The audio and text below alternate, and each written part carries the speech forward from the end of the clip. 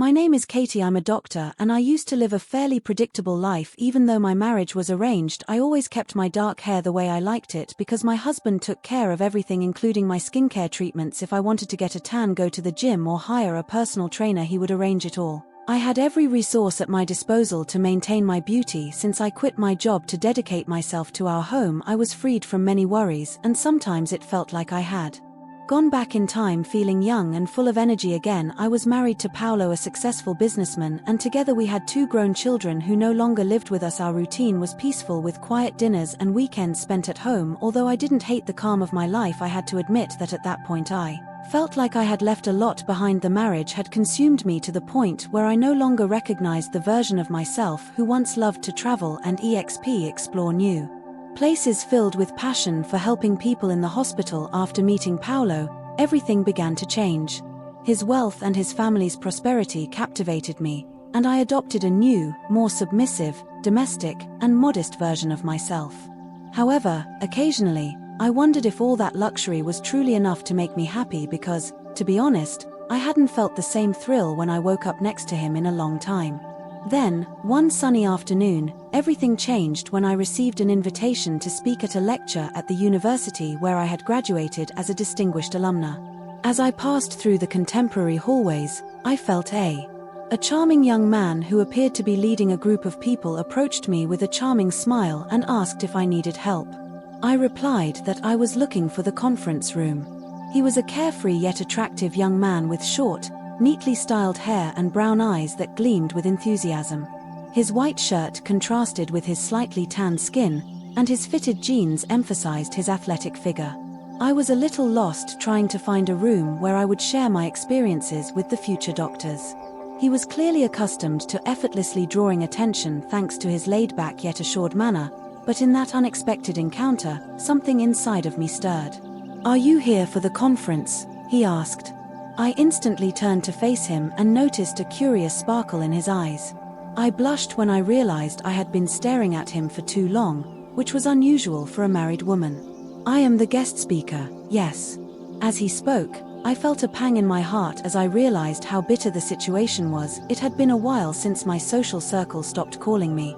I confirmed that. His eyes widened in a way that I found almost amusing. "Katie, the lecturer we invited?"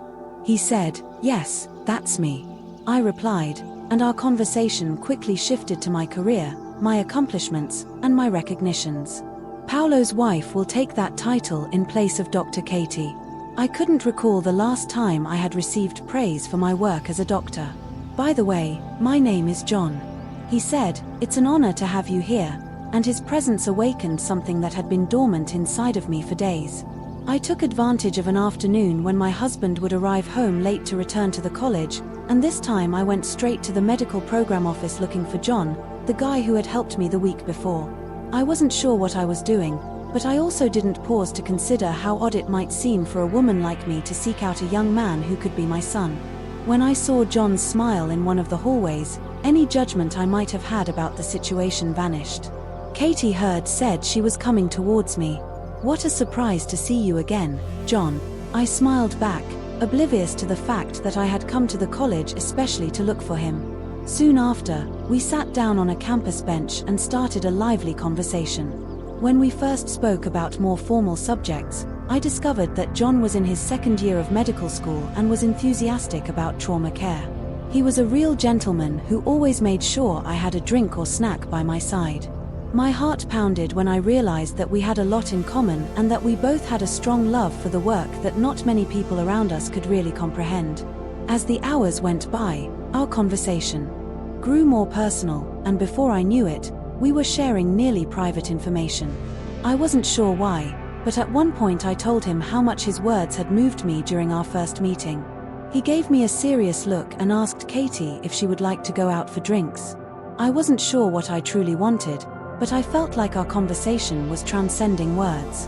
The part of me that wanted to feel alive again had a clear desire, but I wasn't sure how to handle it at the time. We walked together to a busy bar that was popular with university students, but I knew it well as a lively meeting place. We ordered a few drinks and carried on talking as if time had stopped.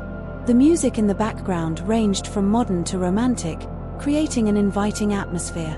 As the drinks took effect, the formalities started to fade and the electricity in the air became him. I'll admit that I didn't think twice about taking his hand, even though I knew that doing so would cross a line that could never be crossed.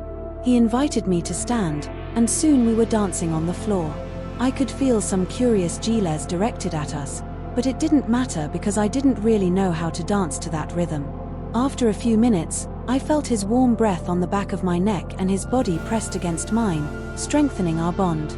I felt the excitement growing with each move. My heart raced, and for a moment I was frozen trying to find the right words to respond. For the first time since I had met him, my mind went back to my husband, to my married life, to my children, and everything we had built together. I knew what was about to happen was wrong, that I was betraying Paolo's trust and putting my marriage at risk. John the first murmured, and at that moment our eyes met, followed by a kiss that took my breath away. My body tensed as I found myself in a delicate position, but all I could think about was how much his mouth dominated me. In that instant the world around us seemed to disappear, leaving us alone, trapped in our own bubble of desire. He stopped the kiss, gently turned me around and held my shoulders firmly. "If you don't stop me now, I fear I won't be able to turn back," he said, his breathing heavy. My emotions were running high, and once again I pictured Paolo's disappointed face and the look of dismay from my children. But when I turned my eyes back to the young man in front of me, his gaze filled with desire consumed me. My body gave up entirely, and we proceeded to a hidden spot with soft lighting that blended the setting into the room's background.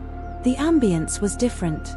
His hands moved quickly over my body, drawing me in and causing me to lose myself in the present, forgetting anything else but the feelings he was arousing inside of me.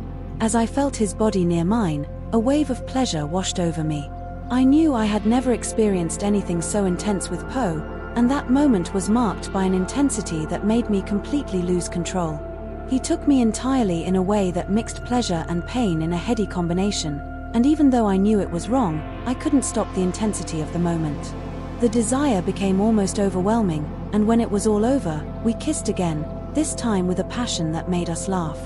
We continued this risky game for a few years after he graduated, and I used my connections to make sure he had the chance to demonstrate his medical prowess.